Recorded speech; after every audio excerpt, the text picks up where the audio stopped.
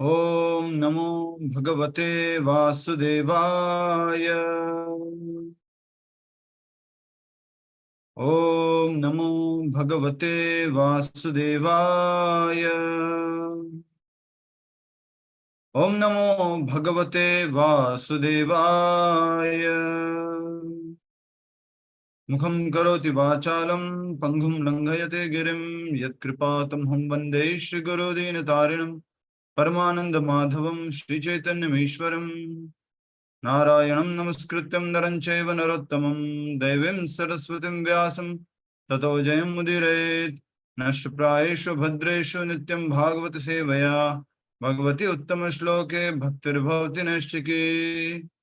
हरे कृष्ण कृष्ण कृष्ण हरे हरे, हरे राम राम राम हरे हरे। सभी भक्तों का एक बार पुनः आज के श्रीमद् भागवत कथा रूप कार्यक्रम में स्वागत है। हम श्रीमद् भागवत कथा रूप कार्यक्रम में 31वां अध्याय कर रहे हैं और ये छोटा सा अध्याय है, आज पूरा हो जाएगा और इसी के साथ छठा स्कंद पूरा हो जाएगा, जिसकी शुरुआत अजामिल की कथा से हुई। फिर दक्ष महाराज की पूरी वंशावली देखी। इस वंशावली में फिर हमने देखा वृत्रासुर की कथा और उसके बाद वृत्रासुर के पूर्व जन्म की कथा, जिसमें चित्रकेतु महाराज थे।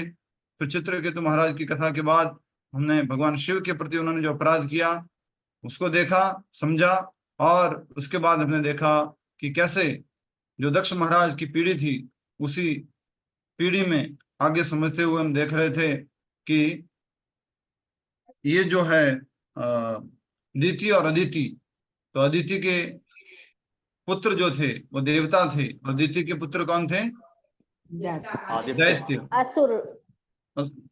तो दैत्य अर्थात दिति को बहुत बुरा लगा था कि इंद्र हर बार भगवान के पास गया और भगवान से जाकर के प्रार्थना की कि मुझे जो है ये हिरण्यकशिपु परेशान कर रहा है, हिरण्याक्ष परेशान कर रहा है। तो भगवान ने हिरण्याक्ष और हिरण्यकशिपु का वध कर लिया था। तो हिरण्याक्ष का वध करने के लिए भगवान जो है वो परशुराम रूप में आए और हिरण्यकशिपु का वध करने के लिए श्री रामचंद्र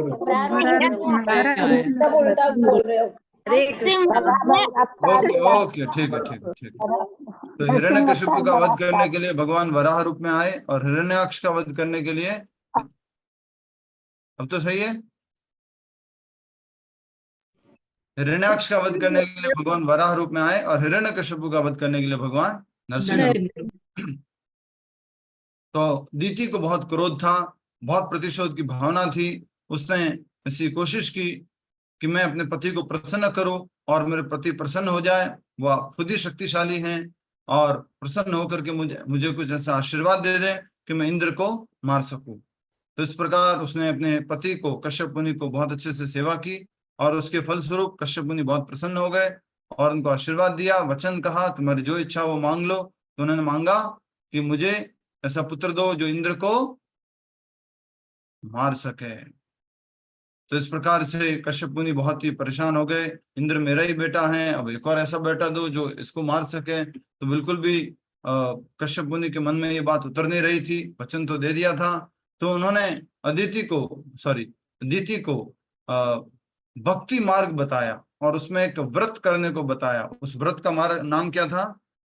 पुंसवन व्रत। यस, उस व्रत का नाम था पुंसवन। तो पुंसवन जो व्रत था उसका पालन बहुत विधि विधान से करना था और दिति ने कहा मैं पूरा विधि विधान से करूंगी। लेकिन कश्यप मुनि ने कहा था कि अगर ये छूट गया तो इंद्र को मारने वाला पुत्र नहीं पैदा होगा, इंद्र का मित्र होगा, मित्र बनेगा। तो इस प्रकार से जो है दिति सारे नियमों का पालन करने लगी। उधर जो है इंद्र को मालूम पड़ गया कि मेरे को मारने वाला कोई पुत्र जन्म लेने वाला है। तो इंद्र एक अदिति का क्या बन के आया? दिति का क्या बन के? सेवक बन करके आया और सेवक बन करके वो दिति की सेवा करने लगा। बस वो तो मौका ढूंढ रहा था कि जहां पर दिति गलत करें वहां पर वो कुछ वो भी उनके बच्चों को मारने के लिए कुछ कर सके। तो इस प्रकार से इंद्र जो है वो दीति के गर्भ में प्रवेश कर गया। जब उसने देखा कि दीति ने हाथ मुंह पैर धोया नहीं, या दीति जो है सही तरीके से समय पर नहीं सोई, तो उन्होंने उनके गर्भ में प्रवेश कर लिया, और गर्भ में प्रवेश करके क्या किया, उस भ्रूण को 7 टुकड़ों में बांट दिया। 7 टुकड़ों में बांट दिया। उस भ्रूण को मारने की कोशिश की, और मारने के चक्कर में उसने उसको 7 टुकड़े कर दिए। लेकिन वो 7 टुकड़े कैसे हो गए फिर? 49 बन गए, शिशु बन गए। 7 टुकड़े शिशु बन गए, 7 बच्चे बन गए, 7 भ्रूण बन गए। जैसा कि आप जानते हैं कि धृतराष्ट्र के 100 पुत्र हुए थे, वो भी इसी प्रकार हुए थे। गर्भ में नहीं, वो गर्भ से बाहर हुए थे, लेकिन उसकी भी इसी प्रकार की कहानी है। तो बाद में जो है ये जो भ्रूण में 7 बच्चे थे, उनको फिर से इंद्र ने मारने की कोशिश की, और एक एक बच्चे के कितने टुकड़े किए? 7 तो टोटल 49 हो गए। इस प्रकार से जी, थैंक यू माता जी। हिंदी में बोल दो 49, ठीक है। तो 49 टुकड़े किए, और वो 49 जो हैं सबने उन्होंने प्रार्थना की कि हम तो आपके कोई शत्रु नहीं है, हम आपके भाई हैं। इस प्रकार से उन्होंने उनसे प्रार्थना की, तो इंद्र का भी हृदय जो है वो पिघल गया, और उनको भाई के रूप में स्वीकार किया। कल हमने यहीं तक किया था, इसके आगे भी किया था? इतना ही किए थे प्रभु जी। अब यहाँ से करना है, वह इंद्र से बोली, हे पुत्र। वो तो ठीक बात है, वो कहाँ तक गया था? यहीं तक मैंने कथा बोल दी। भगवान का भजन करने से, भगवान का भजन करने। ठीक है, ओके, थैंक यू। मुझे ज्यादा अपमान करने के मौके ना दें, मेरे पाप का घड़ा भर जाएगा।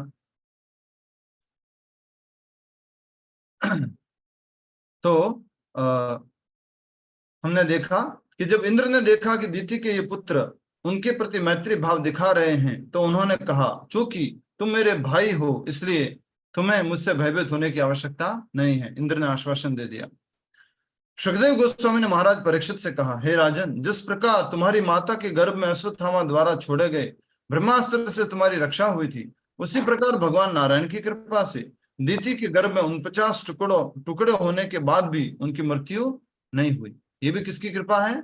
भगवान की कृपा। ठीक है, ऐसा आजकल भी केस देखा जाता है कि भगवान की कृपा से हुआ, कि किसी के तो गर्भ में बच्चे मर गए, लेकिन किसी का बच्चा जिंदा रह गया। कुछ भी ऐसी परिस्थिति थी, विपरीत परिस्थिति, तब भी वो जो है जन्म ले लिया। यदि कोई व्यक्ति एक बार भी भगवान का भजन करता है, और कल हमने इसके ऊपर भजन किया था, केशव कलिमल हारी राधे श्याम श्यामा श्यामा, राम अवतार जी ने भी किया था, सबसे ऊंची प्रेम सगाई।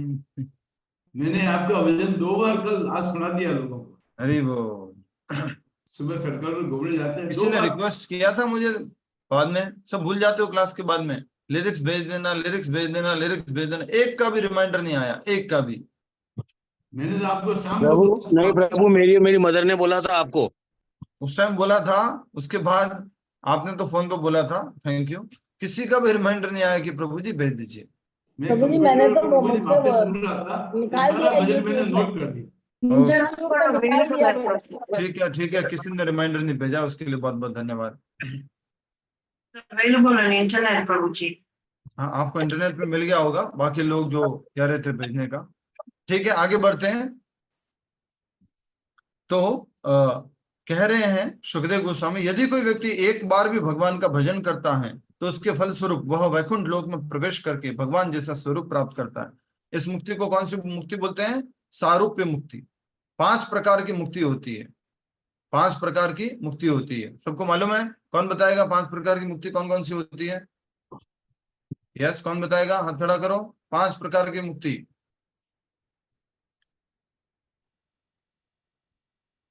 Yes, Sushil Kumar ji, thank you, बताइए।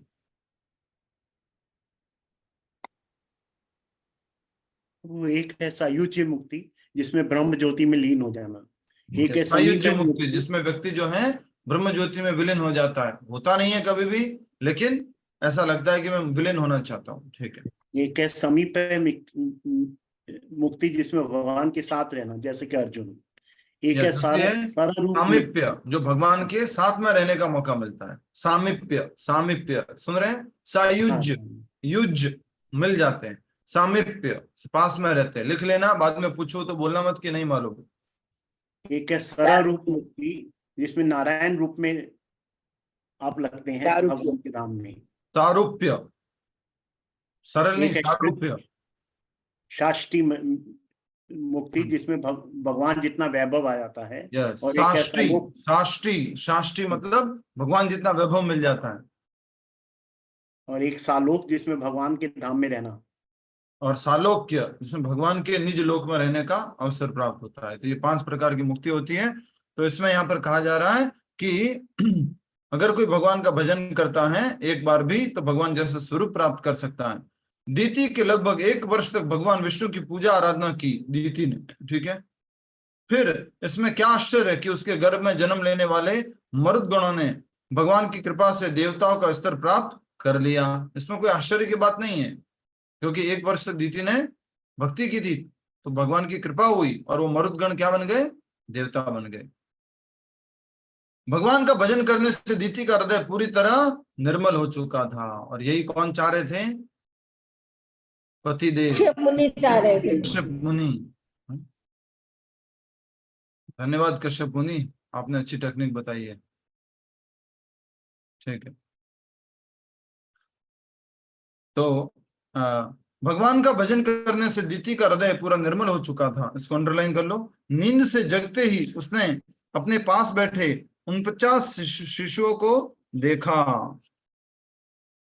अग्नि के समान तेजस्वी पुत्रों को इंद्र के साथ मैत्रीपूर्ण व्यवहार करते देख दीति का मन प्रसन्न हो उठा। वह इंद्र से बोली, हे पुत्र, मेरे इस कठोर व्रत के पालन का एकमात्र उद्देश्य एक ऐसा पुत्र प्राप्त करना था जो तुम 12 आदित्यों का वध कर सके। एक नहीं, 12 का 12। पहले तो एक बोला था, बोल रहे 12 का वध कर सके। मैंने तो केवल एक पुत्र की कामना की थी, परंतु यहाँ तो 49 है। यह कैसे हो गया प्रिय पुत्र? यदि तुम्हें इसके पीछे छिपे रहस्य का ज्ञान है तो सच सच कहो। इंद्र मन ही मन सोच रहे थे, क्या कहूं मैया, रहस्य इसके पीछे मैं ही रहस्य हूं, मैंने जो कुछ किया है वो किया है। इंद्र ने उत्तर दिया, हे माते, स्वार्थवश में अंधा हो गया था। धर्म के नियमों से भ्रष्ट होकर मैं यहाँ वेश बदल कर आया, जिससे तुम्हारे व्रत पालन में कोई दोष ढूंढ सकूं। आज अवसर मिलते ही मैंने आपके गर्भ में प्रवेश किया और गर्भ के 7 टुकड़े कर दिए, परंतु वह प्रत्येक टुकड़ा एक शिशु बन गया। मैंने पुनः एक के 7 टुकड़े किए, परंतु भगवान की विलक्षण कृपा से फिर भी उनकी मृत्यु नहीं हुई। इन 49 जीवित शिशुओं को देखकर मैं विस्मित रह गया और इस निर्णय पर पहुंचा कि यह सब आपकी भक्ति का प्रताप है। भगवान के शुद्ध भक्त बिना कोई भौतिक इच्छा रखे भगवान का भजन करते हैं, परंतु फिर भी भगवान उनकी समस्त इच्छाओं की पूर्ति करते हैं। अंडरलाइन करो इसको, जोर से पढ़ के बताओ। उषा भूषण गोयल माता जी। भगवान के शुद्ध भक्त बिना कोई भौतिक इच्छा रखे भगवान का भजन करते हैं, किंतु फिर भी भगवान उनकी समस्त इच्छाओं की पूर्ति करते हैं। माँ में कितना बस बस बस माते, आगे तो पढ़ा ही नहीं ना। हाँ जी। तो ये बहुत ही सुंदर बात लिखी गई है यहाँ पर। भगवान के शुद्ध भक्त भगवान से कोई भी भौतिक इच्छा नहीं रखते हैं, और कोई भी भौतिक इच्छा रख के भजन नहीं करते हैं। कैसे भजन करते हैं? निस्वार्थ भाव से, कोई बिना इच्छा रखे हुए, और परंतु फिर भी भगवान उनके समस्त इच्छाओं की पूर्ति करते हैं। हमारे तो दिमाग में ये लाइन बैठी हुई है कि बिना इच्छा से कुछ भी नहीं मांगोगे तो भी भगवान सारी इच्छा पूरी कर देंगे। तो मन में हमारे वेटर वाला फॉर्मूला है। वेटर वाला फॉर्मूला याद है ना? वेटर वेटर नहीं मालूम? याद है? भूल गए? ठीक है, वापस याद दिला देते हैं। पति पत्नी बच्चे सब जो लोग हैं रेस्टोरेंट में खाना खाने गए, और वहां जब खाना खा रहे थे तो वहां पर जो कर्मचारी था, वेटर था, वो आया उनके पास, बढ़िया से ऑर्डर लिया, मुस्कुराते हुए, सर क्या लेंगे आप? सर बताइए सर, और सर क्या लेंगे? अच्छा से थोड़ा ठंडा भी हो जाए, गर्मी बहुत चल रही है, थोड़ी शिकंजी हो जाए, ऐसे करके बहुत अच्छे से उसने ऑर्डर लिया। फिर ऑर्डर जो है उसने वहां पर अंदर दिया, वहां से वो फिर ऑर्डर लेके आता है, बढ़िया से सर्विंग करता है एकदम फर्स्ट क्लास। और बाद में जब चपाती की बारी आती है तो एक चपाती देता है, दूसरी चपाती देता है, वापस तीसरी चपाती लेके आता है, बोलता है सर वो दूसरी ठंडी हो गई होगी, ये वाली ले लो आप, ये वाली वापस रख दो। ऐसे करके खूब अच्छे से वो उनको सेवा करता है। और जो सेवा ले रहा है उसको क्या लगता है, इतनी अच्छी सेवा तो मेरी वाइफ भी नहीं करती है, भाई देखो कितनी अच्छी सेवा करता है ये। लेकिन क्या है, ये सेवा निस्वार्थ थी क्या? नहीं प्रभु जी, टिप के लालच में कर रहा था। हाँ, ऊपर से कैसा लग रहा है, इसका क्या स्वार्थ, इस वेटर का क्या स्वार्थ, निस्वार्थ भाव से सेवा कर रहा है ये। लेकिन कहीं ना कहीं उसके लालसा है कि जब बिल आएगा, जब वो बिल का जो वो ऐसे बुकलेट आएगा, उसमें कुछ पैसे छोड़ देंगे मेरे लिए। वैसे हम भगवान की सेवा करते हैं, उसमें थोड़ा थोड़ा क्या रखते हैं, टिप का भावना रखते हैं। हरे कृष्ण कृष्ण कृष्ण हरे हरे, हरे राम राम राम हरे हरे। सब कुछ कृष्ण का अर्पण, तेरा तुझको अर्पण, क्या लागे मेरा, मेरे को कुछ नहीं चाहिए भगवान, आप तो सब मालूम है आपको मेरे को क्या चाहिए।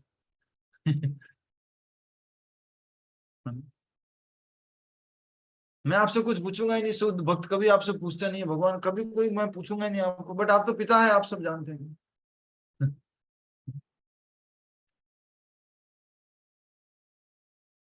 भगवान के शुद्ध भक्त बिना कोई भौतिक इच्छा रखे भगवान का सब भजन करते हैं, परंतु फिर भी भगवान उनकी समस्त इच्छाओं की पूर्ति करते हैं। माँ मैं कितना दुष्ट हूँ, कृपया इस अपराध के लिए मुझे क्षमा कीजिए। इंद्र किससे बोल रहे हैं, इंद्र किससे बोल रहे हैं, दीति माता दीति माता से, ठीक है। इंद्र के सदव्यवहार और क्षमा याचना से दीति प्रसन्न हो गए। इंद्र ने अपनी मौसी दीति को बारंबार प्रणाम किया और उनकी अनुमति से उनके भाइयों मरुदगणों के साथ स्वर्गलोक को लौट गए। मौसी थी कौन, मौसी भी थी और दीति दीति थी और दोनों बहनें थी ना, मौसी भी थी और छोटी माँ माँ भी थी।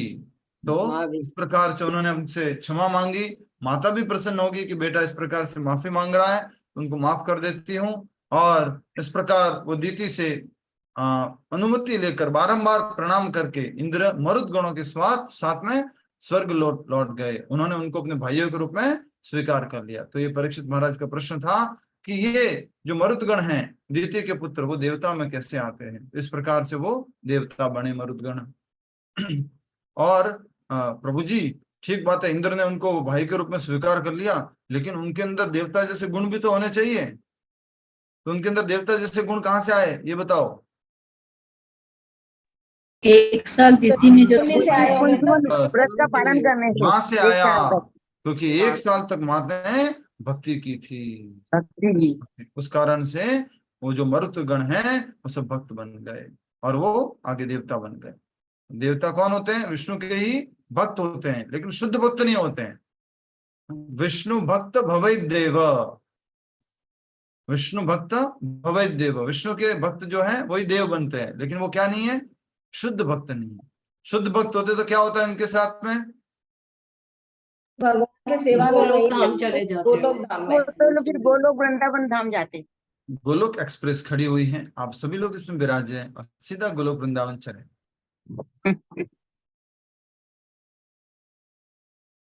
प्रभुपाद जी ने सबके लिए व्यवस्था कर रखी है गोलोक एक्सप्रेस गाड़ी की, सबके लिए, सबका टिकट बन चुका है, सबका टिकट बना हुआ है। अब कोई थोड़ा लेट बैठना चाहता है वो उसकी इच्छा है। 16 माला कर रहे हो, 4 नियम पालन कर रहे हो, भगवान का प्रसाद पा रहे हो, प्रचार कर रहे हो, टिकट बना हुआ है सबका। लास्ट में मोर रखने में बाकी रह गई है बस अंदर बैठने की। तो मोर क्या है, दीक्षा, खट दीक्षा, खट दीक्षा, खट दीक्षा। उस प्रकार से हमें दीक्षित भक्त बनना है प्रभुपाद जी का। हमारे कथा में से माता जी का मैसेज आया, प्रभु जी अब तो मैं कुछ ही महीनों बाद जो है मेरी दीक्षा हो जाएगी, मेरा नाम परिवर्तन हो जाएगा, अब तो एटलीस्ट मुझे कुछ समय तक मेरे नाम से बुला सकते हो। कुछ दिनों बाद दूसरा नाम आ जाएगा, फिर तो आप दूसरे नाम से बुलाओगे, एटलीस्ट कुछ महीनों तक तो आप मेरे को मेरे नाम से बुला दो। क्लास में भी सब लोग फिर माता जी कहते, ऑलरेडी माता जी तो बाद में कहने वाले ही है, अभी तो मुझे ऐसे कह सकते हैं। बात सही है उनकी भी कि ये सब दीक्षा होने वाली है, तो हरि बोल। इंद्र के सद्व्यवहार और क्षमा की याचना से, सॉरी हो गया ये, महाराज परीक्षित ने कहा, हे प्रभु, पुंसवन व्रत के बारे में सुनने की मेरी तीव्र अभिलाषा है, क्योंकि मैं जानता हूं कि इसके पालन से व्यक्ति भगवान विष्णु को प्रसन्न कर सकता है। पुंसवन व्रत कैसे परीक्षित महाराज थे, सोचो, आजकल के बच्चे से कम नहीं थे। एग्जाम्पल कहूं तो थोड़ा सा, कैसे कोई भी बात बोलो तो उसमें प्रश्न पूछते हैं, कोई भी बात, कुछ भी बात हो प्रश्न पूछते हैं। भाई पुंसवन व्रत कर लिया, ठीक है, वो मरुदगण जो है देवता बन गए, अब ये पुंसवन व्रत क्या था ये बताओ ना। हर एक प्रश्न हमारे लिए पूछा गया, जिससे कहीं हमारे मन में डाउट ना रह जाए, प्रभु जी ये कथा में पूरी कथा हो गई, ये तो बताया ही नहीं कि पुंसवन व्रत क्या होता है। किसी भक्त का प्रश्न आया, प्रभु जी 4 नियम पालन कर रहे हैं, 16 माला जप कर रहे हैं, लेकिन प्रसाद नहीं पा रहे, तो क्या होगा, हमारा टिकट नहीं मिलेगा क्या? उत्तर सुनना चाहते हो? उत्तर ये है कि थोड़ा धीरज रखो। 1 महीना, 2 महीना, 3 महीना, 4 महीना, 5 महीना, 6 महीना, समय आएगा कि आप प्रसाद ही पा रहे होंगे, और ये प्रभुपाद जी की आपके जीवन में कृपा होगी। या लिख ले लो, तारीख है 8, महीना है 6, 2024। आपको लग रहा है कि मैं जिंदगी में कभी प्रसाद नहीं पा पाऊंगा, ये भगवान की कृपा आपके जीवन में होने वाली है। आपके जीवा पर प्रसाद ही आएगा, आप प्रसाद ही पाओगे। ये कृपा है कि मैं कुछ नहीं करूंगा कि कहीं से आपका कुछ अरेंजमेंट करने वाला प्रसाद का, नहीं। 5 महीना, 6 महीना, 1 साल, कुछ न कुछ समय बाद आप प्रसाद ही पा रहे होंगे, इस बात की चिंता छोड़ दो। और आज की तारीख नोट कर लेना, 8/6/2024। ठीक है, हरि बोल। इसके उत्तर में सुखदेव गोस्वामी विस्तार पूर्वक व्रत की विधि बताने लगे। अग्रहायण महीने नवंबर और दिसंबर के शुक्ल पक्ष प्रतिपदा के दिन स्त्री को अपने पति के निर्देशानुसार इस व्रत का आरंभ करना चाहिए। सर्वप्रथम उसे मरुद गणों के जन्म की कथा सुननी चाहिए। बाद में अगर कोई लोग पालन करना चाहे तो कैसे करना है, बोले मरुद गणों के जन्म की कथा सुननी चाहिए। तत्पश्चात प्रातः स्नान करने और स्वच्छ श्वेत वस्त्र धारण करके उसे सुयोग्य ब्राह्मणों के निर्देशन में भगवान श्री लक्ष्मी नारायण की पूजा करनी चाहिए। कौन बोल रहे हैं? सुखदेव गोस्वामी। ये झूठा कहीं पे नहीं है, भागवत में लिखा हुआ है। ठीक है, भगवान की पूजा करते समय उसे उनकी प्रार्थना करनी चाहिए। क्या प्रार्थना है? हे भगवान, यद्यपि आप समस्त ऐश्वर्यों के स्वामी हैं, मैं आपसे कुछ नहीं चाहती हूँ। आप स्वयं श्रीमती लक्ष्मी देवी के पति हैं और समस्त प्राणियों के स्वामी हैं। मैं आपको करबद्ध प्रणाम करती हूँ। भगवान विष्णु की स्तुति एवं उन्हें प्रणाम करने के पश्चात भक्त को माता लक्ष्मी की स्तुति करनी चाहिए। हे विष्णु पत्नी, हे आदि शक्ति, आप स्वयं भगवान विष्णु से अभिन्न हैं। आपके गुण एवं ऐश्वर्य भगवान विष्णु के ही समान महान हैं। हे देवी, कृपया मुझ पर दया कीजिए, मैं आपको सादर प्रणाम करती हूँ। पहले किसको प्रार्थना की? विष्णु भगवान के, विष्णु भगवान को। क्या अब किसको कर रहे हैं? लक्ष्मी जी के, लक्ष्मी माता जी को। इसके बाद भक्त को एक अत्यंत महत्वपूर्ण मंत्र का उच्चारण करना चाहिए, जिसका अर्थ है, हे भगवान विष्णु षडैश्वर्यपति, आप सर्वशक्तिमान तथा परम भोक्ता हैं। हे लक्ष्मीपति, आप सदैव विश्वक्षेन जैसे अपने पार्षदों से घिरे रहते हैं। मैं आपके चरण कमलों में प्रणाम करता हूँ और यह समस्त सामग्री आपकी पूजार्थ समर्पित करता हूँ। ये प्रार्थना है, ये डिस्प्ले कर सकते हैं। कौन सा श्लोक है? डिस्प्ले कर लीजिए। 6.19.7 6:19.7 6:19.7 डिस्प्ले कर लीजिए। छठा स्कंद 19वां अध्याय और 7वां श्लोक। बहुत सुंदर, हरि बोल। सुमन माता जी, वेरी नाइस। डिस्प्ले हो पाएगा? धन्यवाद। सभी लोग एक बार दोहरान करेंगे श्लोक का। ये प्रार्थना है जो स्वयं सुखदेव गोस्वामी जी बता रहे परीक्षित महाराज को कि किस प्रकार से उनको प्रार्थना करनी चाहिए। ये मंत्र है। ओम, हाथ जोड़ लो। ओम नमो भगवते महापुरुषाय। थोड़ा बड़ा कर लो। पूनम माता जी आप रिपीट करना, माइक अनम्यूट करके। बाकी लोग अपने स्थान पर माइक बंद करके रिपीट करेंगे। ओम नमो भगवते महापुरुषाय। पूनम माता जी।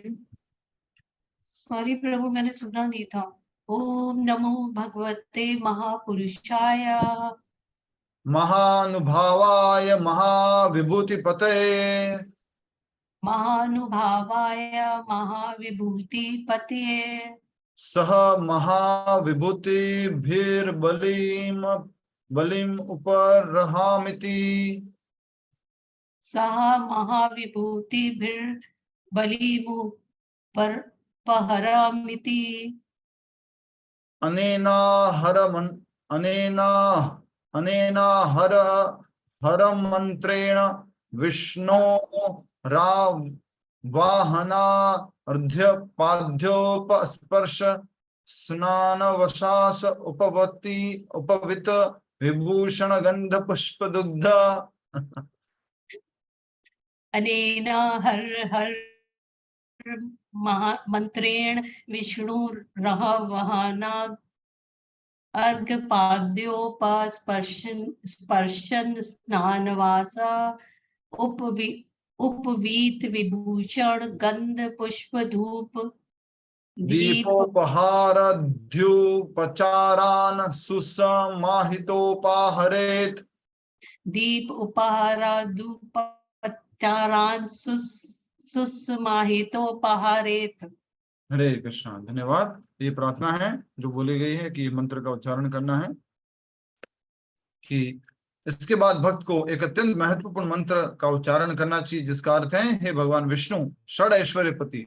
षड ऐश्वर्य कौन कौन से हैं? डॉक्टर रीमा जी बताइए, षड ऐश्वर्य कौन कौन से हैं?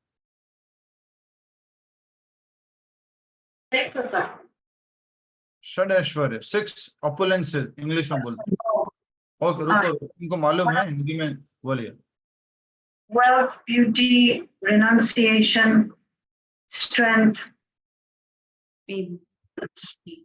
wisdom, what do you call it? Beauty. Beauty, बोलिए। wealth, beauty, renunciation, wisdom, strength, and fame. Fame. बहुत बहुत धन्यवाद। हरि बोल। तो ये षड ऐश्वर्य हैं जो भगवान में भी पाए जाते हैं, हमारे में भी पाए जाते हैं। लेकिन हमारे में कितने हैं? इशारा करके बताओ कितने से। और भगवान में असंख्य असीमित है। ठीक है, कौन कौन से हैं? पहला है भगवान का यश। तो पहला हो गया यश, फेम। दूसरा है सौंदर्य, ब्यूटी। तीसरा है विज्ञान, विजडम। और Knowledge. गुण। कुछ भी मत बोलिए प्लीज। तो पहला क्या हो गया? यश। दूसरा क्या हो गया? सुंदरता, सौंदर्य। तीसरा क्या हो गया? ज्ञान। चौथा क्या हो गया? बल। पांचवा क्या हो गया? धन। और छठा क्या हो गया? त्याग। तो हमारे में भी ये 6 ऐश्वर्य हैं, भगवान में भी 6 ऐश्वर्य है। लेकिन हमारे में कितने हैं? छोटे से। और भगवान में असीमित है, इसलिए वो परम भगवान है। भग का अर्थ क्या होता है? ये 6 चीजें याद रखना। पहले भी ये डेफिनेशन बता चुका हूं, और आप भी ये डेफिनेशन अपने दोस्तों को मिलते हो कभी भी तो ये बताइए। भग मतलब ये 6 चीजें: यश, नाम, सौंदर्य, बल, ज्ञान, धन और त्याग। ये 6 ऐश्वर्य। इनको रखने वाले को बोलते हैं भगवान। भग प्लस वान, बल प्लस वान। जो बल रखता है वो बलवान, जो ज्ञान रखता है वो ज्ञानवान, जो धन रखता है वो धनवान। वैसे भगवान जो भग को रखता है वो भगवान, और भग क्या है? 6 चीजें। तो हम भी भगवान हो गए, हमारे पास भी थोड़ी सुंदरता है, थोड़ा बल है, थोड़ा सा ज्ञान है, थोड़ा त्याग भी है, हर महीने डोनेशन दे देते हैं, तो हम भी भगवान हो गए। यस, हम भी भगवान के अंश है, इसलिए हमारे अंदर 6 के 6 गुण हैं, लेकिन हमारे अंदर कितने हैं? सीमित हैं, और भगवान में असीमित है। भगवान सागर है और हम बूंद हैं। ठीक है। प्रतिदिन प्रातः भक्त को मैं आपके चरण कमलों में प्रणाम करता हूं और यह समस्त सामग्री आपकी पूजा और समर्पित करता हूं, ये प्रार्थना करनी चाहिए। प्रतिदिन प्रातः भक्त को इन सामग्रियों से भगवान विष्णु की पूजा करनी चाहिए। इन सामग्रियों की सूची इस प्रकार है: भगवान के चरण, हाथ और मुंह धोने के लिए जल, उनके स्नान के लिए जल, वस्त्र, उपवित, आभूषण, गंध, पुष्प, धूप और दीप। इन वस्तुओं को अर्पित करते हुए उसे उपरोक्त मंत्र का उच्चारण करना चाहिए, जो ऊपर मंत्र दिया गया है। इन वस्तुओं को अर्पित करने के उपरांत भक्त को यज्ञ अग्नि में घी की 12 आहुतियां देते हुए ओम नमो भगवते महापुरुषाय महाविभूतिपते स्वाहा, इस मंत्र का उच्चारण करना चाहिए। याद रख पाओगे? याद रख पाओगे पूरा मंत्र? कितने लोग याद रख लेंगे?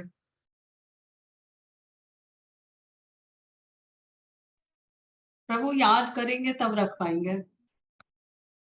ये छोटा वाला ना, ओम नमो भगवते महापुरुषाय, ये वाला, ये बड़ा वाला पहले जो आपने बोला? छोटा वाला मंत्र जी। हाँ, वो तो याद है।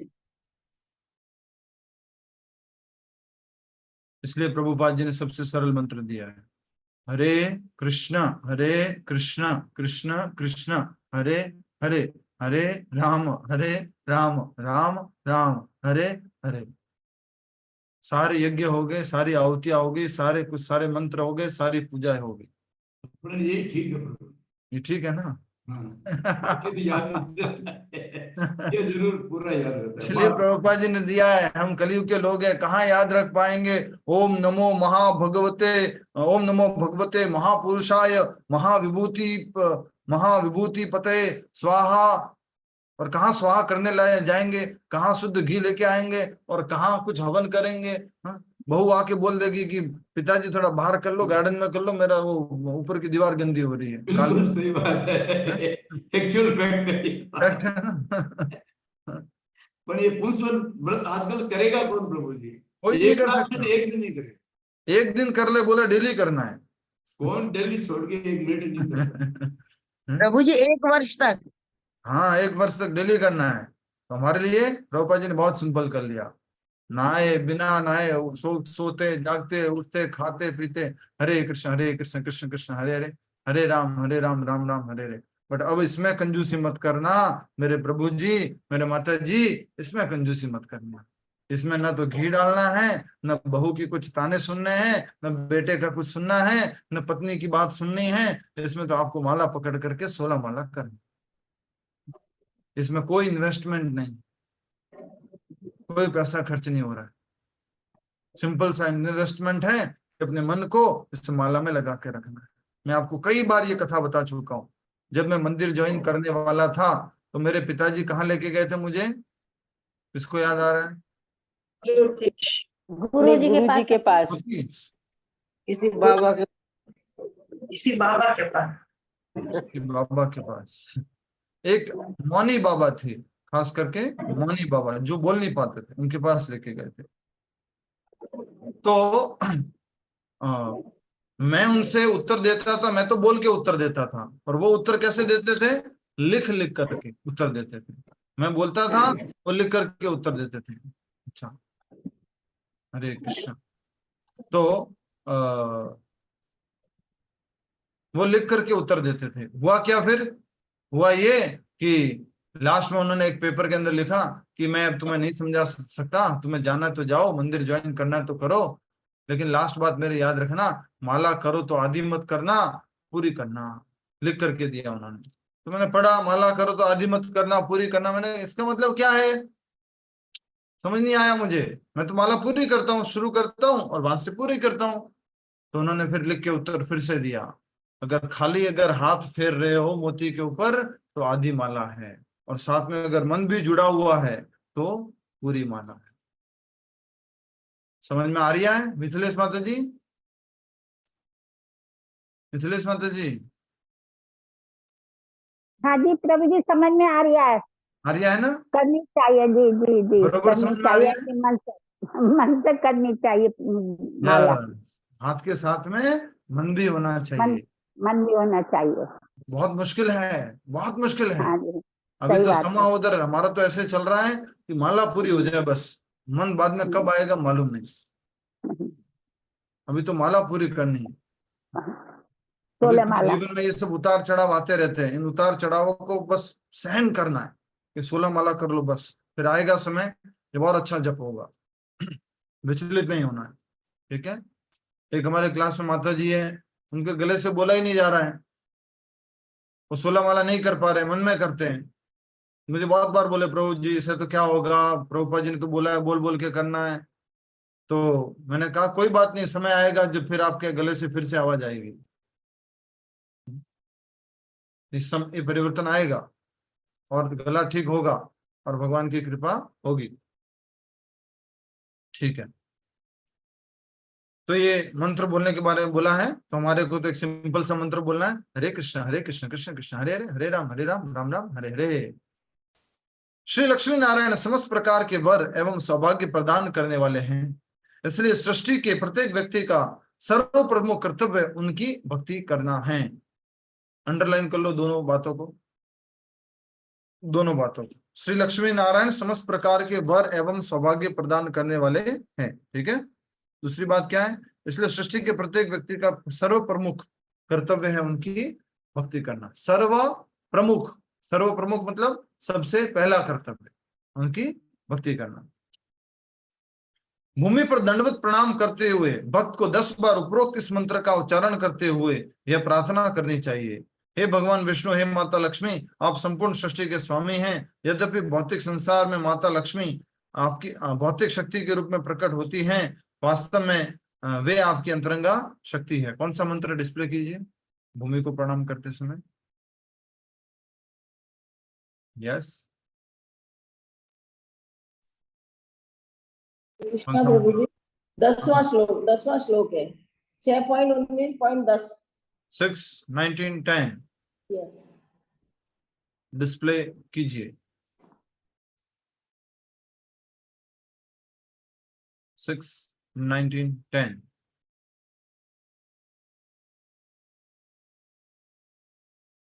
हरे कृष्ण कृष्ण कृष्ण हरे हरे।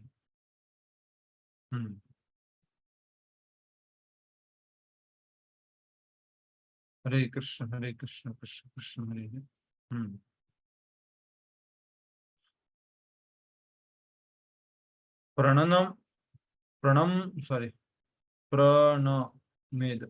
प्रणमेद दंडवद भूमौ भक्ति प्रभवेन चेतसा 10 वारं जपेन मंत्रम ततः स्तोत्रम उदीरयेत्। अनुवाद: One should offer obeisances unto the Lord with a mind humbled through devotion. While offering danvats by falling on the ground like a rod, one should chant the above mantra 10 times. Then one should chant the following prayer.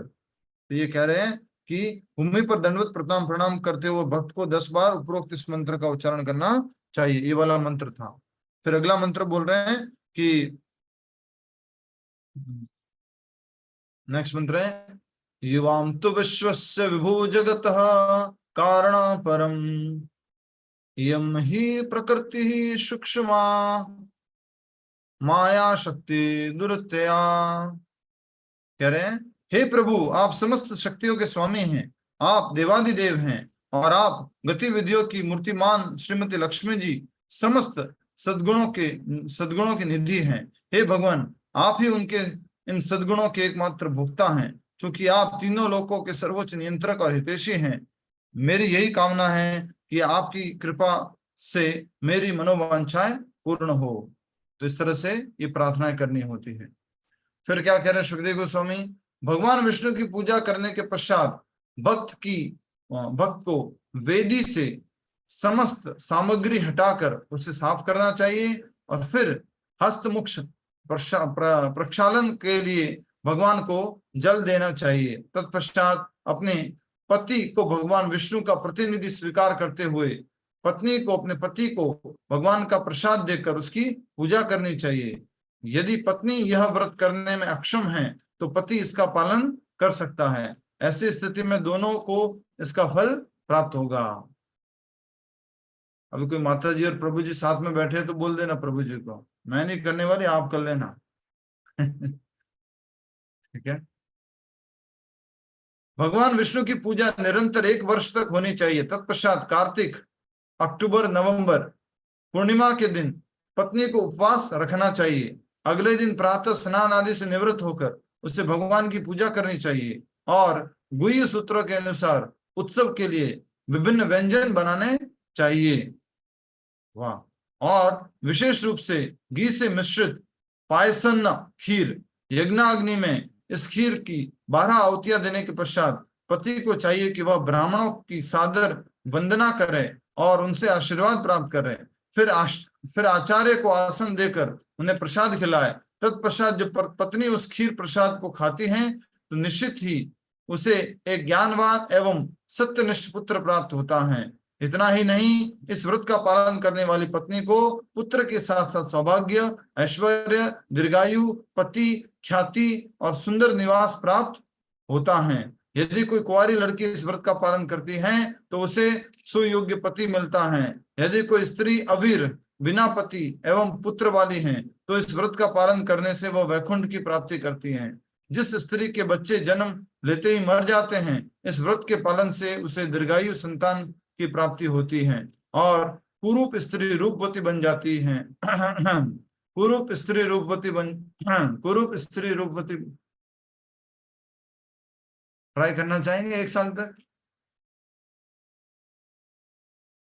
कुरूप स्त्री रूपवती बन जाती है। और सबसे महत्वपूर्ण तो यह है कि यह पुंसवन व्रत द्वारा भगवान विष्णु और उनकी पत्नी लक्ष्मी देवी अत्यंत प्रसन्न हो जाती हैं। तो इस प्रकार से इस पुंसवन व्रत को भगवान श्री लक्ष्मी नारायण जी के लिए किया जाता है और इसके बारे में पूरी विधि को श्रील सुखदेव गोस्वामी जी ने परीक्षित महाराज को समझाया। अलग अलग प्रकार से कोई मनुष्य जो भी पुरुष या स्त्री कर सकते हैं इस व्रत का पालन, और इसके नियम बहुत स्ट्रांग है जो 1 साल तक पालन करने होंगे। लेकिन 1 साल तो भूल जाओ, हम तो कितना टाइम नहीं कर पाते हैं, बोलो। एक दिन भी नहीं कर पाते। 1 दिन भी नहीं कर पाते हैं। अभी जब निर्जला एकादशी आएगी, आने वाली है, कब आ रही है निर्जला एकादशी? Okay Google 18 Nirjala Ekadashi. 18 तारीख को शायद है। 18 तारीख को। हाँ 18 जून को। हाँ 18 तारीख 18 तारीख को। 18 तारीख को क्या है? निर्जला एकादशी। मंडे अरे माते, 18 तारीख को निर्जला एकादशी है। तो हम सब लोग क्या करते हैं निर्जला एकादशी के दिन? ओनली नहीं पीते, ओनली जल नहीं पीते, और क्या करते हैं? पूरे दिन भर जूस पीते रहते हैं। निर्जला किया? हाँ मैंने निर्जला किया। कैसे निर्जला किया? मैंने जल नहीं पिया। तो क्या पिया, क्या खाया? कुछ नहीं खाया, कुछ नहीं पिया, नहीं, मैंने खूब बोले मैंगो जूस पिया। निर्जला, जिसमें कुछ खाना भी नहीं है, कुछ पीना भी नहीं। अगर शरीर साथ दें तो कर सकते हैं, नहीं साथ दें तो खूब पाइप लगा के बैठ जाना मैंगो जूस की, कोई प्रॉब्लम नहीं है। पर जो है माला 108 कर लेना। कितनी माला करनी है निर्जला एकादशी का आप सबका लक्ष्य है? प्रभु जी सुबह से आप करवाते रहिएगा। 108 निर्जला एकादशी के दिन का लक्ष्य 108। और ये उनकी गारंटी नहीं है 400 पार, ये निर्जला एकादशी की गारंटी है। 108 निर्जला एकादशी। इस बार निर्जला एकादशी 108। कितने लोग? हरि बोल। रजिस्ट्रेशन ओपन है, बोलो। सुबह सुबह 16 हो जाएगी, फिर से दोपहर तक फिर से एक बार 16 हो जाएगी, फिर उसके बाद 16 हो जाएगी, फिर 16 हो जाएगी, फिर 16 हो जाएगी, फिर 16 हो जाएगी, और फिर 16 होकर के 108 माला हो जाएगी। कितनी बार 16 करने से 108 हो जाती है? कितनी बार 16 करने से 108 हो जाती है? 112 8 बार करेंगे तो नहीं 12 बार नहीं, कैसे? 12 किसने बोल दी? 112 होगी माता जी 16 कितनी बार? 7 बार। 7 बार करेंगे तो कितना हो जाएगा? माता जी बंद कर लीजिए, 112 माइक बंद कर लीजिए। हम कह रहे 108 माला कब होगी? 16 को कितनी बार करेंगे? तो 108 में 16 का भाग दो। 16 को कितनी बार, कितने में आएगा? 112 आते हैं प्रभु जी, 112 आते हैं, थोड़ा हिसाब गड़बड़ हो गया। गड़बड़ हो गया? 6 पॉइंट आएगा, 6 पॉइंट। ठीक है, तो प्रभु जी 6.75 आएगा लगभग 16 माला को 7 बार करने से, लगभग बोल रहा हूं, तो क्या हो जाएगा? 108 माला हो जाएगी। तो 7 बार कैसे कर सकते हैं? सुबह सुबह 2 बार कर लिया, सुबह सुबह लगभग कितनी 32 माला हो गई। फिर दोपहर में 12 बजने से पहले हमने और 16 माला कर दी। फिर उसके बाद दोपहर में क्लास से पहले और 16 माला कर दी। फिर क्लास के बाद 14 आवर्स, फिर क्लास के बाद 16, फिर उसके बाद 16, और रात को फिर से 16, और इस प्रकार से हो गई 108। प्रभु ठीक है, ठान ले हो जाएगी। आपने तो बड़ी बड़ी की हुई है माता जी, 108, 123, 132, 140, क्या उन्होंने कितनी कितनी की हुई। प्रभु अब नहीं कर पा रहे 2 बार से। कृपा है आपके ऊपर, बहुत बढ़िया। तो हम निर्जला एकादशी पे अभियान चलाना चाहते हैं कि हम अधिक से अधिक माला करें, और अभी तक मुझे किसी ने आइडिया नहीं दिया है कि हमें क्या करना चाहिए। वर्ल्ड योगा डे पे बड़ा सा प्रोग्राम, मेरे साथ ऐसा ही होता है। तो फाइनली क्या होता है, next day world yoga day है, और कुछ भी ठीक है कर देते हैं, थोड़ा सा कीर्तन कर लेते हैं, थोड़ा कुछ कर लेते हैं। तो निर्जला एकादशी के दिन अधिक से अधिक माला करना है। अभी से संकल्प ले लीजिए, आने वाले 18 तारीख को, ये 10 दिन बाद है निर्जला एकादशी। ठीक है, किसी का कोई प्रश्न है तो पूछ सकते हैं, नहीं तो हम यहीं पर समाप्त करेंगे। कल संडे है, परसों हम 7वां स्कंद शुरू करेंगे, और मैं नाम लेता हूं, उनकी सेवा सुन लो। अभी नाम लेता हूं उनकी सेवा, वैसे सबकी सेवा है, फिर भी सेवा दे रहा हूं मैं। प्रभा रंजन माता जी, पहला स्कंद संक्षिप्त में 3 मिनट में बताना है। पहला स्कंद संक्षिप्त में 3 मिनट में बताना है। ठीक है, नेक्स्ट इंदिरा मवाड़िया माता जी, दूसरा स्कंद संक्षिप्त में 3 मिनट में बताना है। क्या बताना होगा कि इस स्कंद में ये कथा हुई, इसमें ये ऐसे बात हुई। रेणु असरानी जी माइक बंद कर दीजिए। रेणु असरानी जी माइक बंद कर दीजिए, धन्यवाद। ठीक है, नेक्स्ट कौन है? सुशील कुमार जी, स्कंद तीसरा। 3 से 5 मिनट ले सकते हैं, पर मेन टॉपिक सारे कवर कर देना, 3 से 5 मिनट। ठीक है, नोट कर रहा है कोई इस बात को? मैं किस किस को नाम दे रहा हूँ, किस किस को सेवा दे रहा हूँ, भावना साहू जी नोट कीजिए। ठीक है, पहला प्रभा रंजन जी को, दूसरा दिया हमने इंदिरा मवाड़िया माता जी। कर पाएंगे आप? कर पाएंगे? नहीं कर पाएंगे तो बोलिए ना। ठीक है, तो दूसरा दिया जाता है जयलक्ष्मी माता जी को। मैं बाद में करूंगी, मेरा 2 दिन 3 दिन ट्रीटमेंट है। प्रभु जी, जयलक्ष्मी माता जी करेंगे? प्रभु जी मैं नहीं कर सकती, क्या बात, टाइम नहीं है। ओ तिरकी, कल जा रहे हो क्या उधर प्राइम मिनिस्टर के उसमें शपथ ग्रहण समारोह में? बुलाया होगा चीफ गेस्ट। नहीं, आपके उस पे काम करना है ना। ठीक है, मंजू गुप्ता माता जी, आपको करना है दूसरा स्कंद। ठीक है, जी कर प्रभु पाएंगे? जी प्रभु जी। ठीक है, तीसरा सुशील कुमार जी। चौथा कौन करेगा? हाथ खड़ा करो स्वेच्छा से। कुछ डीप पढ़ना नहीं है, पूरा पढ़ना नहीं है, पूरा पढ़ लो तो बढ़िया है, आपको भी याद हो जाएगा।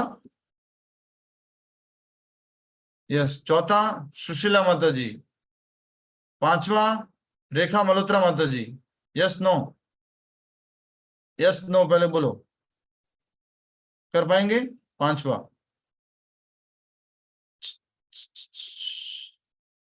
और कोई हाथ खड़ा कर रहे हैं? प्रभु जी क्या रीडिंग करनी है ना सिर्फ?